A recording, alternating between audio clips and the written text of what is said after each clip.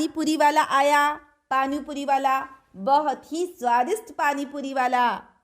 कालू कौवा ये आवाज लगाते हुए अपनी पानी पूरी का ठेला लेकर जा रहा था। तभी उसे आसमान से चील मियाँ जाता हुआ दिखाई देता है। कालू कौवा उसे आवाज देता है और कहता है, अरे चील भाई, कहाँ उड़ते हुए जा रहे हो? अरे जरा मेरे पास तो आओ।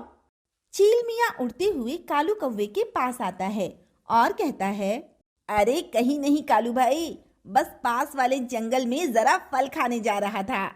अरे फल तो तुम रोज ही खाते हो, आज जरा ये पानी पूरी खाकर देखो। अच्छा, अगर तुम इतना ही कह रहे हो तो एक प्लेट पानी पूरी बना ही दो। चील मियाँ पानी पूरी खाता है और उसकी खूब तारीफ करता है और फिर जाने लगता है। तभी कालू कौवा कहता है, अरे चील भाई, कहाँ जा रहे हो? पैसे तो देते जाओ। कालू भाई, तुमने ही तो मुझे आवाज देकर अपनी पानी पूरी खाने के लिए कहा था, और मैंने ये कब कहा कि मैं पास वाले जंगल से फल पैसे देकर खाता हूँ? अब मेरे पास तो देने के लिए एक पैसा भी नहीं है।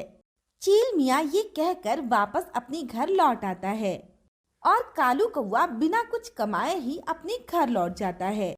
गोरी कौवी इस तरह पैसे ना आने के कारण बहुत चिंतित थी। वो अपने पति से कहती है, अजी, आपने देखा है ना, राजू कबूतर के चना चाट का व्यापार कितना अच्छा चल रहा है। मैं तो कहती हूँ कि आप भी चना चाट शुरू कर दें।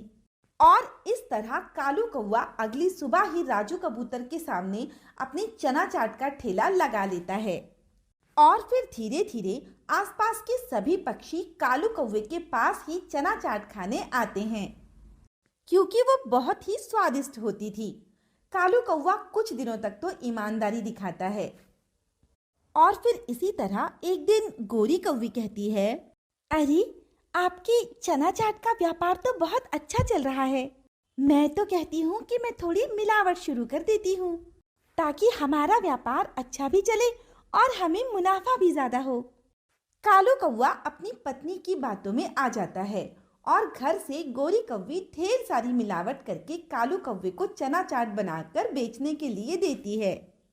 और फिर कुछ ही दिनों में आसपास के सभी पक्षी कालू कौवे की चाट की मिलावट को समझ जाते हैं और फिर कोई भी कालू कौवे के पास चना चाट खाने नहीं आता।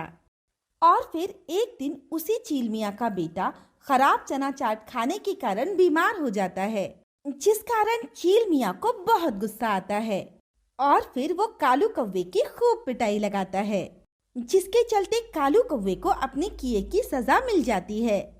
फिर कालू कौवा घर आकर अपनी पत्नी को खूब खरी खोटी सुनाता है कि ये सब उसके कारण हुआ है। और फिर उस दिन के बाद कालू कौवा और उसकी पत्नी चना चाट में कभी भी मिलावट नहीं करते।